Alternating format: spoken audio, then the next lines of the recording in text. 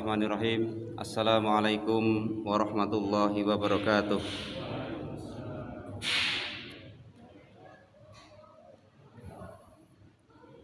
Innal hamdalillah nahmaduhu wa nasta'inuhu wa nastaghfiruh wa nastahdihi wa na'udzu billahi min shururi anfusina wa min sayyiati a'malina. May yahdihillahu fala mudilla lahu wa may yudlil fala hadiya lahu. Asyhadu an la ilaha illallah wahdahu la syarika lah wa asyhadu anna Muhammadan abduhu wa rasuluh la nabiyya ba'dah. Allahumma shalli wa sallim wa barik ala hadzal nabiyil karim khatamil anbiya wal mursalin wa ala alihi wa ashabihi wa man tabi'ahum bi ihsanin ila yaumiddin. Rabbis shrah li sadri wa yassir li amri wahlul 'uqdatam min lisani yafqahu qawli, amma ba'd. Hadirin jamaah taklim pengajian qoblal maghrib yang saya hormati, yang dimuliakan Allah. Mari kita buka pertemuan ini dengan membaca bacaan basmalah. Bismillahirrahmanirrahim. Alhamdulillah, sore hari ini kita diberikan kesempatan oleh Allah untuk bersama-sama duduk di dalam majelis yang mubarak, hanya mengharap ridha Allah, hanya mengharap maghfirah Allah, hanya mengharap surga Allah. Mudah-mudahan kita yang berkumpul di sini kelak diizinkan oleh Allah untuk bersama-sama memasuki surganya. Amin ya rabbal alamin.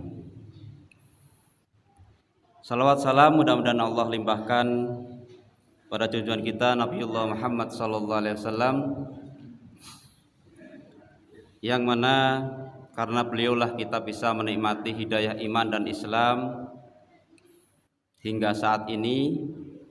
Mudah-mudahan hidayah yang kita terima ini bisa kita pertahankan sampai akhir hayat kita, sehingga kita di saat ajal dijemput oleh Allah dalam keadaan husnul khotimah, dalam keadaan sebagai orang yang Islam secara kafah.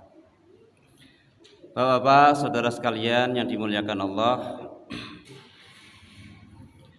sore hari ini saya diberikan amanah oleh takmir, oleh panitia pengajian sore hari, yaitu diminta untuk menyampaikan tafsir juz 25, tafsir Al-Quran juz 25. Lah karena juz 25 itu banyak, saya tadi cuma ngopi satu lembar, tak pikir jenengan tidak pegang Quran, ternyata ada Qurannya. Tapi ala kulli hal, biar kita sama bisa memahami, kita akan mencoba belajar sedikit demi sedikit. Mudah-mudahan Allah berikan kefahaman kepada kita. Karena dalam sebuah hadis Rasulullah menyampaikan, man yuridillahu bihi khairan yufaqihu fiddin. Barang siapa yang Allah kehendaki baik, yang Allah kehendaki jadi orang baik, maka orang itu akan faqih dalam agama. Faqih itu bukan cuman ngerti, faqih itu bukan cuman pinter. Faqih adalah ngerti dan mau melakukan. Jadi man yuridillahu bihi khairan yufaqihu fiddin. Faqih sering diartikan faham. Nah, tetapi yang benar adalah faqih artinya ngerti dan mau melakukan. Karena banyak orang pinter, banyak orang ngerti tapi nggak mau melakukan. Contohnya para koruptor misalkan. Contohnya Islam KTP, wis ngerti sembahyang wajib tapi nggak mau melakukan sholat. itu bukan orang yang dikehendaki balik oleh Allah. Nah, mudah-mudahan kita yang berkumpul di tempat ini, di majelis ini, di masjid yang mulia ini, mudah-mudahan diberikan kefahaman. Baik Bapak dan saudara sekalian, adik-adik semuanya, mari kita mulai buka di fotokopi itu. Kita akan mulai dari surat Asy-Syura. Surat Asy-Syura. Syuro artinya bermusyawarah, ya, berbeda dengan demokrasi. Kalau negara kita itu menganut sistem demokrasi, bukan menganut sistem syuro. Kalau Islam itu mengenal syuro, tidak mengenal demokrasi. Tapi di negara kita menganut demokrasi, tidak mengenal syuro. Ya, perbedaannya apa? Syuro itu yang dicari adalah kebenarannya. Kalau demokrasi yang dicari adalah banyaknya. Saya ngakeh, saya menang walaupun salah. Ya, ini bertolak belakang dengan konsep Islam. Tapi wallahu alam, mudah-mudahan kita bisa menjalani kehidupan ini dalam hidup bernegara, bersosial, dijalani dengan cara sesuai dengan ketentuan yang ada. Baik, kita buka surat Asy-Syura, kita akan mulai, akan baca pelan-pelan. Ya. A'udzu billahi minasy syaithanir rajim. Bismillahirrahmanirrahim. Hamim. Ain sin qaf. Kadzalika yuhi ilaika wa ilal ladzina min qablik wa ilal ladzina min qablika Allahul azizul hakim. Lahu ma fis samawati wa ma fil ard wa huwal aliyyul azim. Takadu samawatu yatafattarna min fawqihinna wal malaikatu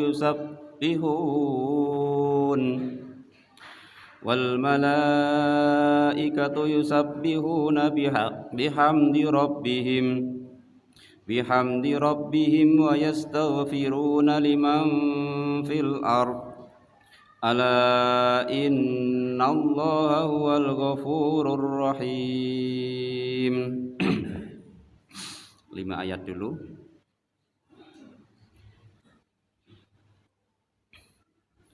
Hamim, Ain, Sin, Qaf. Ya. Bacaan ini kebanyakan mufassirin, kebanyakan ahli tafsir tidak bisa memberikan arti. Artinya apa, maksudnya apa, enggak. Jadi ketika menafsiri penggalan-penggalan ayat seperti Hamim, Ain, Sin, Qaf, mufassir akan mengatakan Allahu a'lamu bimuradih. Allah yang paling tahu tentang maksud penggalan ayat ini.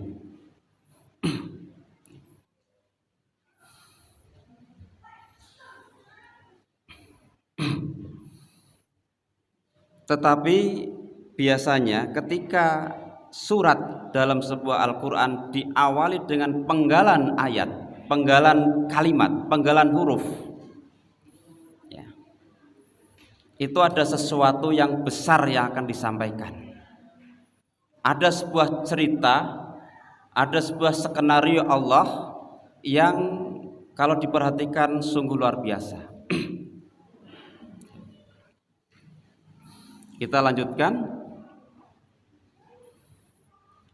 Kadzalika yuhi ilaika wa ilal ladzina min qablika Allahul azizul hakim. Saya baca terjemahannya aja. Demikianlah Allah yang maha perkasa, maha bijaksana, mewahyukan kepadamu Muhammad dan kepada orang-orang yang sebelummu. Ini terjemahan versi bahasa Indonesia. Tetapi kalau kita mau lebih dalam lagi, ada sesuatu yang unik. Kalimat ini cukup unik. Ada penekanan subjek, penekanan pelaku diletakkan di akhir kalimat. Sebetulnya kalau mau terjemahan yang sesuai dengan tulisannya, maka bisa terjemahkan demikianlah telah mewahyukan kepadamu dan kepada orang-orang sebelummu Allah yang Maha Aziz, yang Maha Hakim. Allah yang Maha Perkasa, Maha Bijaksana. Kalau dzauq bahasa kita sudah dapat, perasaan bahasa kita sudah tajam, ini memberikan arti yang berbeda dengan terjemahan tadi. Mengakhirkan subjek atau pelaku, di sini Allah ingin memberikan penekanan bahwa yang memberikan wahyu kepada Muhammad dan kepada para rasul sebelumnya adalah Allah yang Maha Aziz, Maha Hakim. Aziz diartikan perkasa, kuat.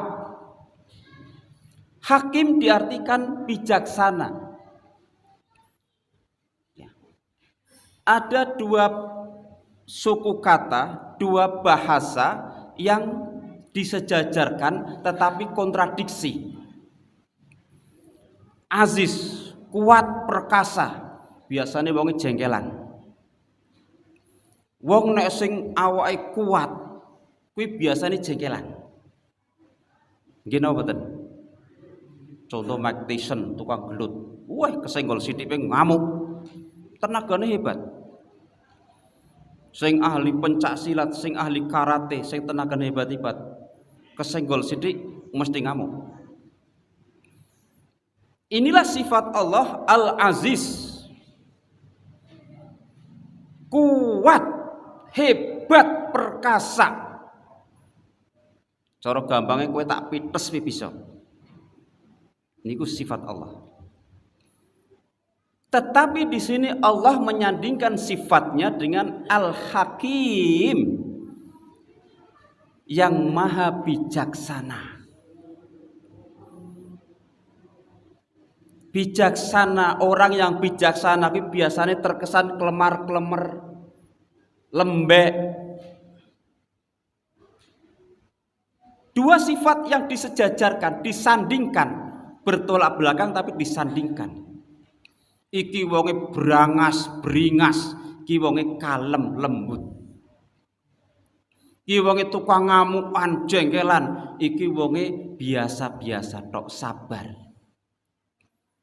Ada apa ayat ini Allah tegaskan dua sifat yang digandeng begini? Kontradiksi tapi kok dijejerkan. Nek saya kadang-kadang melihat orang yang punya sifat jengkelan, yo dominan jengkele. Sidik-sidik metuwokole, sidik-sidik ngamukan. Kuwi biasanya wong sing kuat. Begitu juga wong sing lembut. Ngomongnya klemak, klemek, kelemar, klemer, lembut. Diduduk kancane, ya wis kowe nakal karo nyong. Engko diwales Gusti Allah. Coba saya diduduk wong sing kuat hebat, langsung sikut entek pokoknya. Nah, di sini Allah ingin memberikan penegasan sifat Allah itu ya kuat, perkasa, ya jengkelan, tapi Gusti Allah kuwi lembut. Gusti Allah bisa menahan diri. Ini ayat dimulai dengan informasi seperti ini. Apa ayat berikutnya? Kita masuk ayat berikutnya.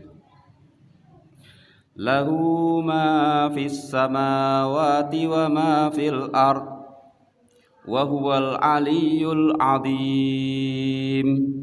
Coba resapi, masuk ayat berikutnya. Saya terjemahkan. Milik Allah lah apa yang ada di langit dan apa yang ada di bumi, dan dialah yang maha agung, maha besar. Coba, apa kaitan Al-Aziz, Al-Hakim? Apa kaitannya dengan ayat ini? Bahwa Allah itu pemilik yang mempunyai langit-langit. Kita tahu, sudah masyhur bahwa langit itu ada berapa pirang sap? Berapa lapis? 7. Langit itu ada 7 lapis. Nyong lapis siji pirang ta weruh? Kita manusia, langit yang lapis 1 aja nggak ngerti batasnya di mana. Karena setiap langit ada pintu-pintunya.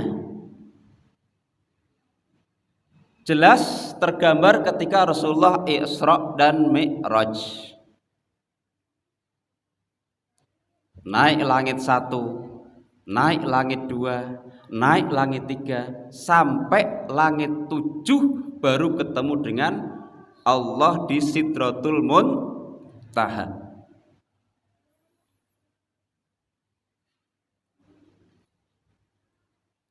Satu langit, kita bahas satu langit saja belum ada yang tuntas.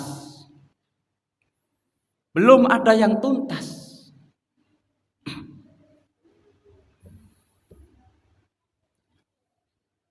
Coba di Antartika, di galaksi.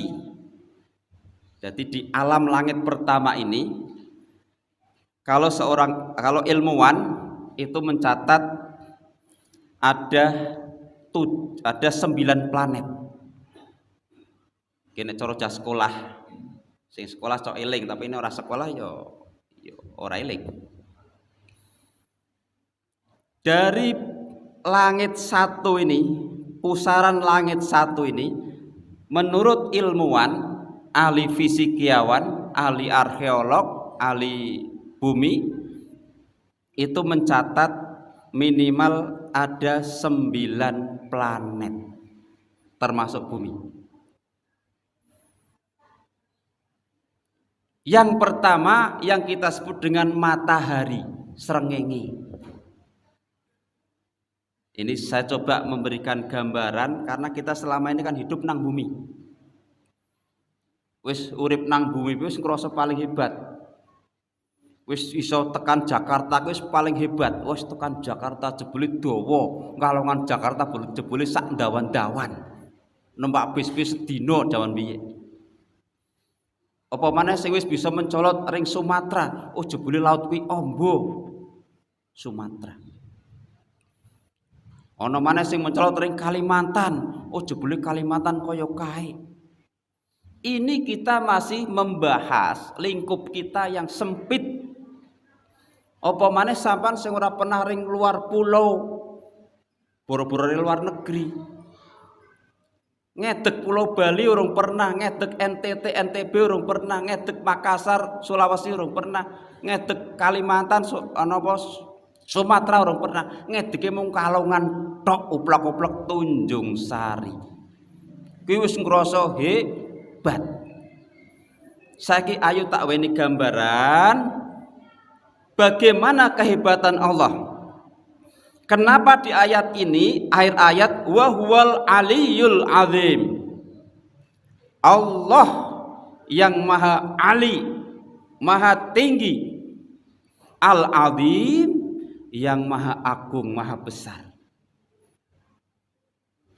Coba kita teropong, ayo sing pernah sekolah sinau maneh, susunan galaksi Antartika. Yang pertama dibahas kita matahari, srengenge. Bapak-bapak hadirin sekalian,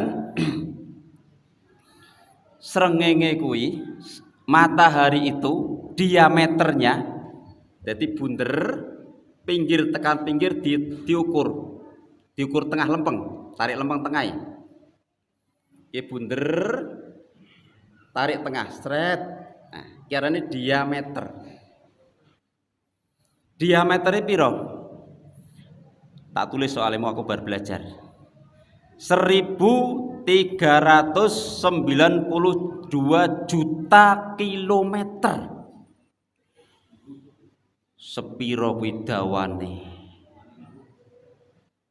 1 miliar kilometer. Bisa digambarke 1 miliar kilometer. Sampeyan ring Jakarta pirang kilometer? Piro? Wis karo kanca 500. Nembe 500 kilometer. Kuwi jare adoh temen Jakarta. Lah iki srengenge iki diameter tengah garis tengah lingkarane kuwi 1 miliar kilometer. Kaya ngopo?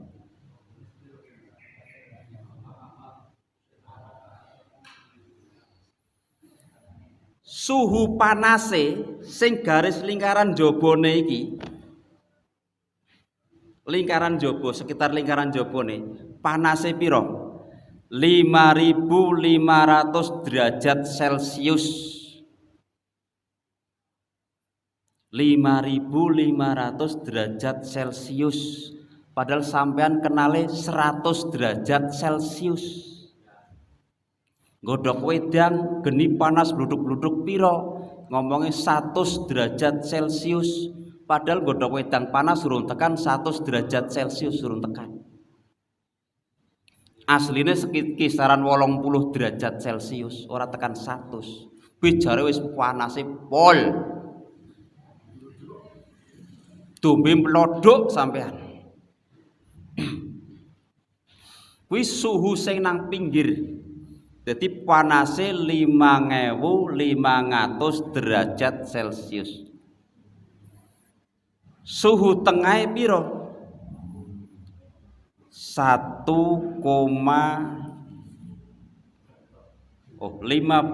juta derajat Celcius. Ora sembayangke. 15 juta derajat Celcius. Nyong sampean kenang panasnya geni. Coba panasnya api berapa derajat? Wis karo kanca 100 derajat. Locote kaya ngopo? Iki nang matahari, titik tengah matahari kuwi sampai 15 juta derajat Celcius. Kaya ngopo rasane? Ki sampean tajak nggambarke neraka kaya apa? Tak mulai dek matahari.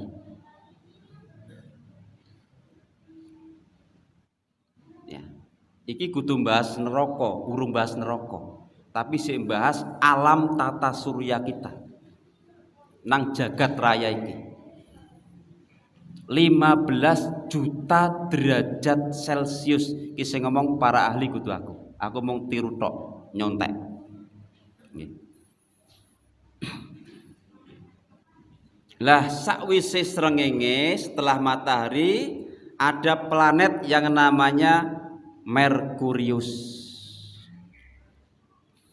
Planet Merkurius kuwi diameter tengahe 4.879. Bunder. Jadi sing disebut planet kuwi sing bentuke bunder ya. Ya. Kuwi ditarik garis diameter tengah ana 4.879. Nah, planet sing kedua setelah matahari iki dia akan mengelilingi matahari selama 88 hari. Baru akan ketemu keliling di titik awalnya. Nah, ketika dia sisi yang gelap ora kenang srengenge, kuwi minus 173 derajat. Jadi neng planet Merkurius kuwi yo nek wong urip kon urip nang ngono cok kangelan. Loro nggon sing adem atise nemen 173 derajat minus di bawah 0 derajat. Jadi nek nyong nang kono membeku ora urip. Lah sing ngon sisi kesromong srengenge kuwi suhune 427 derajat Celcius, mateng awake nyong. Mateng.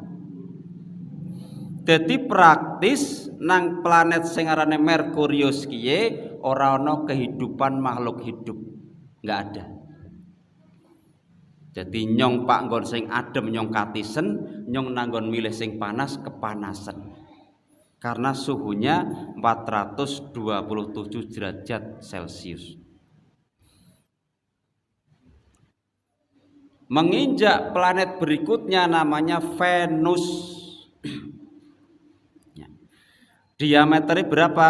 12.104 km. 12.000 ya, 104 km. Ya. Lah niki suhu permukaan 462 derajat, panasnya kaya apa? Yang berikutnya bumi, iki sing tak edek iki. Bumi. Diameternya berapa? 12.756 km. Bumi bunder, titik tengah garis tengah niku 12.756 km.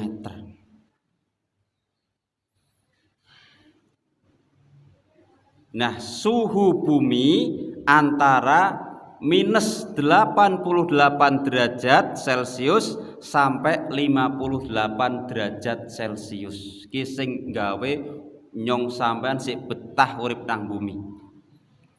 Ora kepanasan.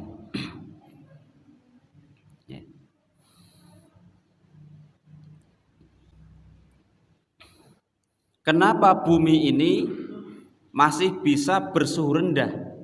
Karena bumi ada lapisan ozon. Lapisan ozon sing sinar matahari ora langsung bleng ring permukaan bumi, tapi ditahan karo lapisan ozon. Sehingga kita manusia dan makhluk hidup ini dengan suhu yang seperti ini masih bisa bertahan.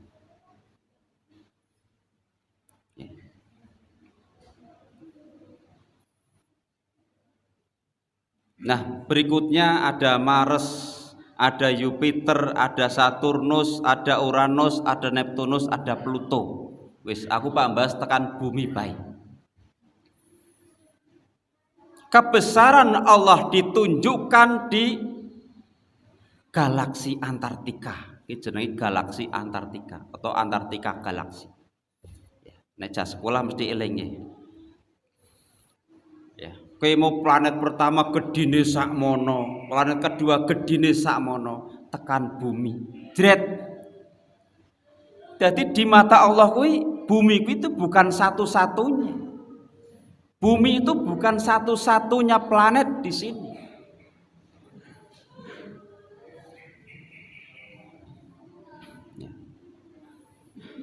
Coba kita bayangkan. Lah bumi ini ada 5 benua. Ya. Wis ono pirang-pirang negara. Saiki ayo dikerucutke negara Indonesia. Gluk. Kene ono slide ngono gampang dipencet celuk dunia. Pertama bumi. Pencet maneh kluk metu Indonesia. Pencet maneh kluk metu Jawa. Pencet maneh kluk metu Jawa Tengah. Pencet maneh kluk metu Pekalongan. Pencet maneh kluk metu Tunjung Sari. Jadi tanpa bekal ilmu ini kita tidak akan bisa merasakan kalimat Allah Al-Aliyul Azim. Betapa gagahnya Allah berdiri di atas aras. Dalam ayat lain duduk di atas aras. Aras itu di atas langit yang ketujuh. Lah nyong bahas langit sab-siji ora entek-entek, ora selesai. Enggak bisa selesai. Lagi Allah bisa di atas langit yang 7. Kaya apa? Gedine Allah kaya apa? Agunge Allah kaya apa? Ketinggian Allah seperti apa? Ayat ini sebetulnya sudah cukup untuk membuat kita ini tidak bisa jadi orang sombong. Dua ayat ini sudah cukup untuk membuat kita itu tunduk di depan Allah. Ya. Maka Allah berhak mengangkat diri sebagai Al-Ali, yang paling tinggi. Ya. Tapi coba kita lihat kehidupan kita sehari-hari. Nyong wis akhirnya sauplik, ya, sauplik, secuil nemen kita. Jadi dunia yang begitu luas, kemudian Indonesia terus Jawa Tengah, Pekalongan, Siwalan, Tunjung Sari. Ini ada gambaran jelas ketika jenengan ada slide, ada gambarnya. Jadi kita itu nggak bisa untuk sombong, tuh nggak ada harganya di mata Allah. Dan Allah tahu gerak-gerik kita. Makanya di ayat ini Allah mengangkat dirinya, memproklamasikan dirinya Al-Aliyul Azim, bahwa kowe menuso kowe urung ono apa-apane, kowe urung ono sak kukuwi rengik, tapi nang opo kowe kok padha sombong? Maksudnya kaya kowe. Ya. Jadi ayat ini sudah cukup untuk mengkanter, ya, manusia-manusia yang punya kesombongan, manusia-manusia yang punya keangkuhan. Wis ngomong paling pinter lah, ngomong paling hebat lah, urung ono apa-apane karo Gusti Allah, urung ono apa-apane. Ya.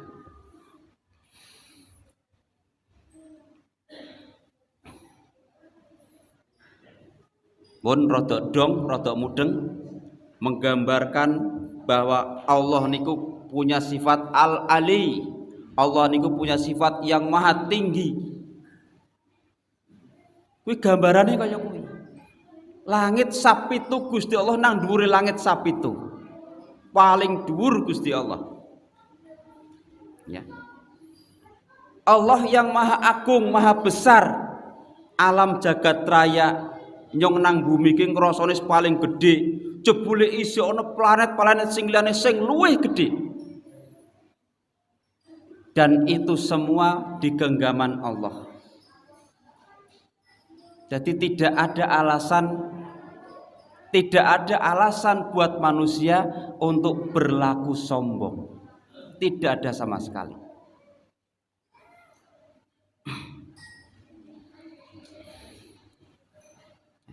Oke, kita lanjut ayat berikutnya. Allah akan bicara apa lagi? Takadus samawatu yatafattarna min fawqihinna wal malaikatu yusabbihuna bihamdi rabbihim wal malaikatu yusabbihuna bihamdi rabbihim wa yastaghfiruna liman fil ard ala innallaha huwal ghafurur rahim.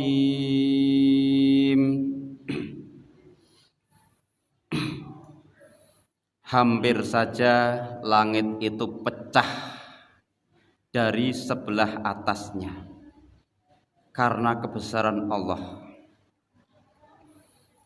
dan malaikat-malaikat bertasbih memuji Tuhannya dan memohonkan ampunan untuk orang yang ada di bumi. Ingatlah, sesungguhnya Allah dialah yang maha pengampun, maha penyayang.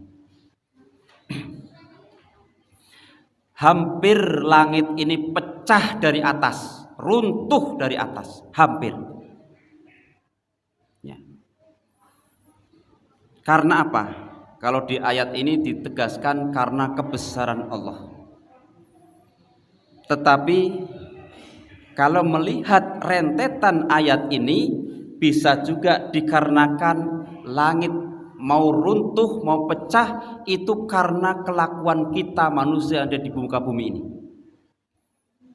Sing ora bisa syukur, sing ora bisa sabar, sing ora bisa tunduk dan taat kepada Allah. Ndelok ciptaan Allah sing kaya ngono gedene, sing luar biasa, sing akal ora bisa menjangkau, kok yo sik padha sing akeh nglakoni dosa. Masih banyak yang berbuat maksiat, maka langit pun seakan-akan mau pecah. Pecahnya langit bentuk tasbihnya kepada Allah. Ora kuat. Ndelok para manusa iki padha berbuat maksiat, nglanggar, nglawan karo hukum-hukume Gusti Allah. Saya artikan itu karena ada rentetan berikutnya. Wal malaikatu yusabbihna bihamdi rabbihinna, dan para malaikat bertasbih tunduk taat kepada Allah. Wa yastaghfiruna liman fil ardi, dan memintakan ampun kepada orang-orang yang ada di bumi. Ini alasan saya tadi kenapa mengatakan langit itu pecah gara-gara kelakuannya manusia. Langit itu pecah, mau runtuh melihat, menyaksikan tingkah laku perbuatan manusia. Tetapi langit itu kemudian bisa bertahan karena malaikat memintakan ampun. Luar biasa. Kita ini sudah didukung para malaikat yang selalu memintakan ampunan untuk kita sekalian. Jadi nek malaikat iki orang njaluk ngapura karo para manusa, wis dijamin kayak langit wis runtuh. Kenapa langit masih bisa bertahan? Karena ada kekuatan para malaikat yang selalu bertasbih kepada Allah, yang selalu memuji kepada Allah dan memintakan ampun atas kesalahan-kesalahan dosa-dosa manusia. Iki sing detekke langit masih bisa bertahan.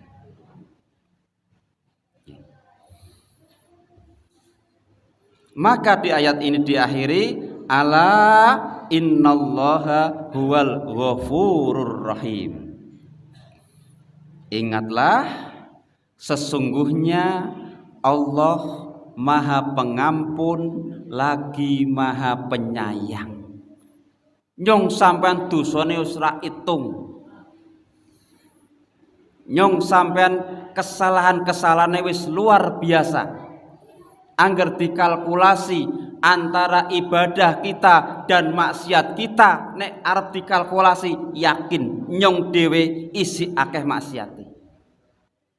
Yakin saya antara ibadah yang saya lakukan dan maksiat yang saya lakukan, saya yakin masih akeh maksiate timbang ibadah. Para hadirin sekalian, maaf bocah-bocah nom sing cekelan HP, pertanyaane sing mau delok apa? Ayo direnungke. Delok hal-hal kebaikan apa dicampur hal-hal sing maksiat?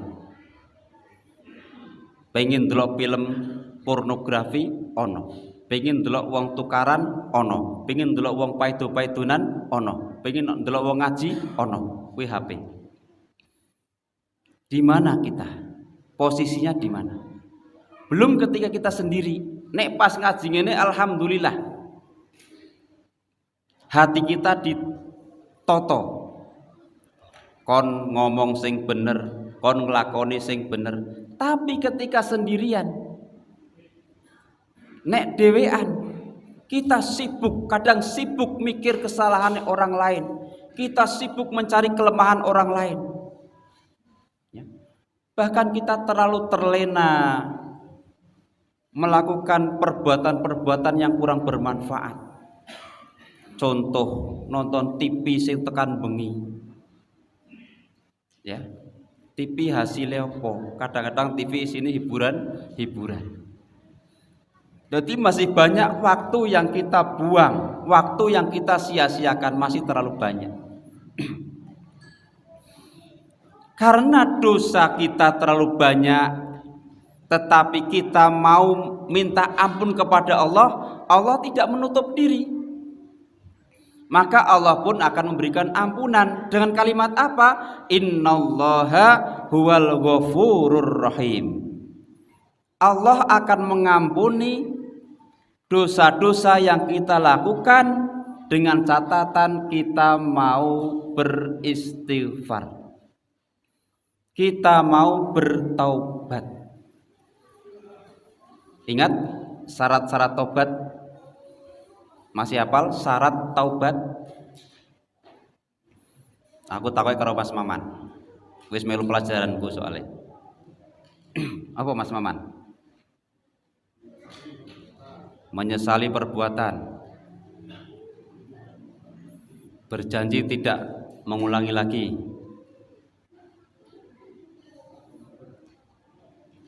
ya,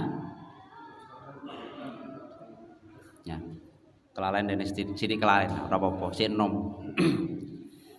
Syarat kita bertaubat kepada Allah, satu, mengucapkan kalimat astaghfirullahaladzim wa atubu ilaih, persaksian bahwa kita ini bertaubat. Yang kedua, menyesal di dalam hati, menyesal. Yang ketiga, berjanji tidak akan mengulanginya lagi. Yang keempat, kalau berkaitan dengan hukum adami, kalau kesalahan itu, dosa itu terkait dengan sesama manusia, kita harus meminta maaf dengan yang bersangkutan. 4 syarat taubat. Kalau kepingin tobat kita diterima Allah.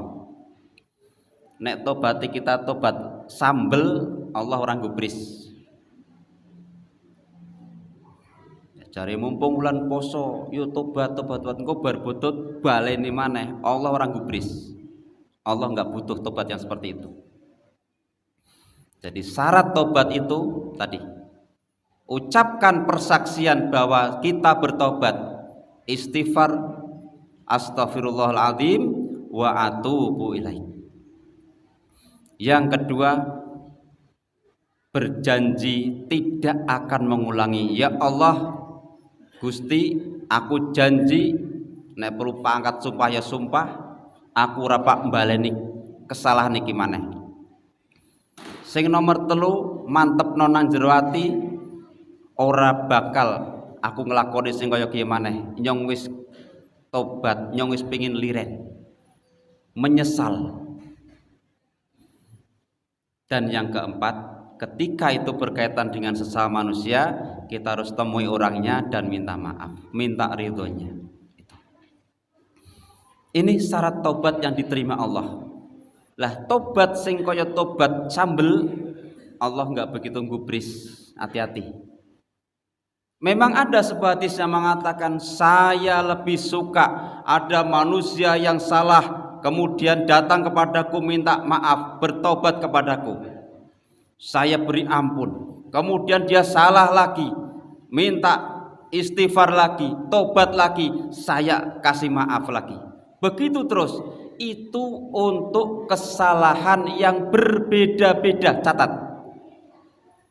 Bukan kesalahan yang sama. Contoh, ana wong berbuat zina, wah akhirnya gelo getun, wis njaluk maaf ngapura karo Gusti Allah dan sebagainya. Lah kok engko ganti wulan baleni maneh zina maneh, Gusti Allah ora butuh, ora gubris tobat sing kaya kuwi. Tobat yang diterima Allah adalah taubatan nasuha.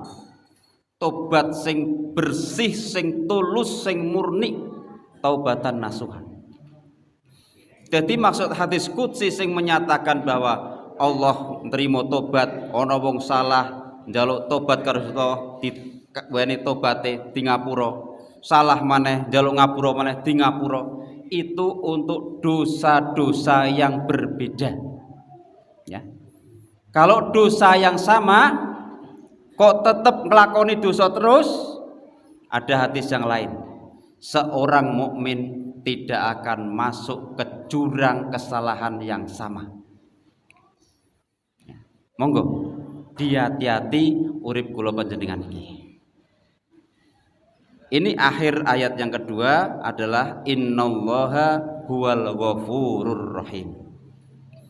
Walaupun kita sudah banyak dosanya, banyak maksiatnya, asal kita mau datang kepada Allah, kita bertobat kepada Allah, Allah menyatakan dirinya Ghafurur Rahim.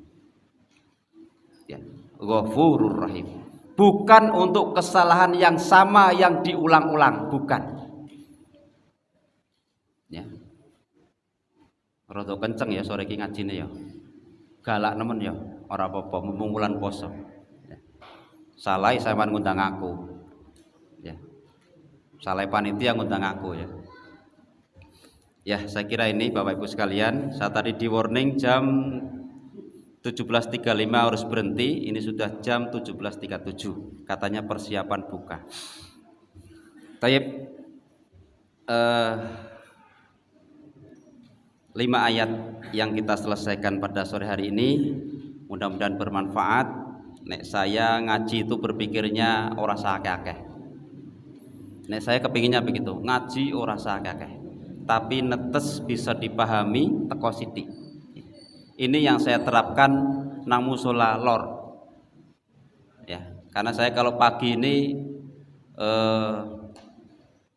ngaji bareng-bareng, belajar bareng-bareng, dek sing paling rendah ya kuwi bab wudu. Tapi langsung dipraktek. Ya, sa pertemuan paling 2 hadis 3 hadis dibahas diresapi karo dipraktekke. Karena secara ilmu kita sudah terlalu banyak ilmu mungkin. Wallahu a'lam bishawab. Saya kira ini yang kami sampaikan dan mudah-mudahan Allah memberikan istighfar, memberikan ampun atas dosa-dosa saya dan dosa-dosa Bapak Ibu sekalian. Akhirul kalam wallahu a'lam bishawab. Assalamualaikum warahmatullahi wabarakatuh.